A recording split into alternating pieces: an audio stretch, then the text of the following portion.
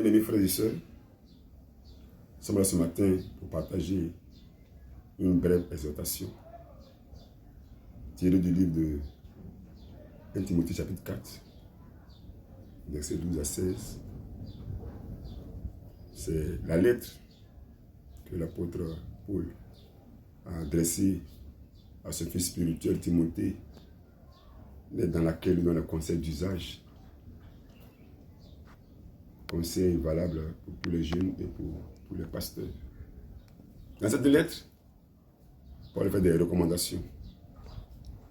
Il dit d'abord à Timothée que personne ne méprise ta jeunesse.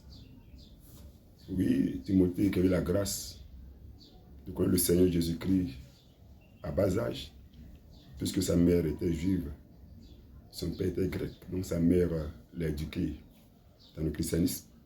Le jeune Timothée donc, a eu la grâce de recevoir Jésus tout dans sa vie. Et donc, sa jeunesse, il devait la mettre au service de Dieu. Et Paul lui dit que personne ne méprise ta jeunesse. Ça veut dire que tous les jeunes chrétiens doivent prendre soin de leur jeunesse et ne pas la laisser être méprisée par qui que ce soit. Nos parents peuvent nous induire en erreur au niveau de notre jeunesse. Une mère qui n'est pas convertie peut, sa fille chrétienne, la pousser à la prostitution, au péché. Mais le jeune chrétien, la jeune chrétienne ne doit pas mépriser sa jeunesse. Elle doit vraiment en prendre soin. Et Paul dira encore, non seulement que personne ta jeunesse la méprise, mais toi-même, prends soin de ta jeunesse. Les jeunes gens doivent prendre soin de leur jeunesse. La jeunesse du chrétien est au service de Dieu et non au service de la mondanité du péché.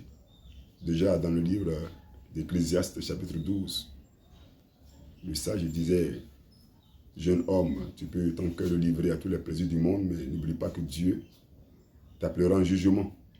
Donc Paul demandera donc aux jeunes de prendre soin de leur jeunesse. Il leur demande aussi d'être un modèle en parole en toutes choses.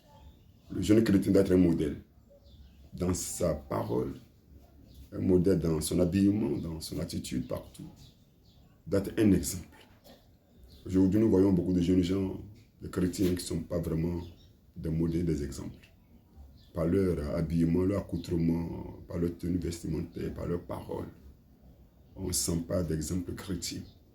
Même les chantres, les artistes, les musiciens, chrétiens et jeunes, leur habillement, leur tenue, leur coiffure, tout cela porte encore les marques de la mondanité et non de la nouvelle naissance. Il faut qu'il y ait de la décence dans nos comportements. Nous sommes vraiment des modèles. Paul dira encore à Timothée, il faut t'appliquer à la lecture de la Bible, de la Sainte Parole. Combien de jeunes aujourd'hui lisent vraiment la Bible? Les jeunes sont occupés à passer tout leur temps avec le téléphone. On ne lit plus la Bible. Ceux qui lisent les Écritures, beaucoup de jeunes pasteurs préfèrent lire les livres écrits par leurs leaders et non la Bible. Des jeunes pasteurs prêchent seulement ce que le pasteur, le leader leur dit. Eux-mêmes n'ont pas accès aux Saintes Écritures.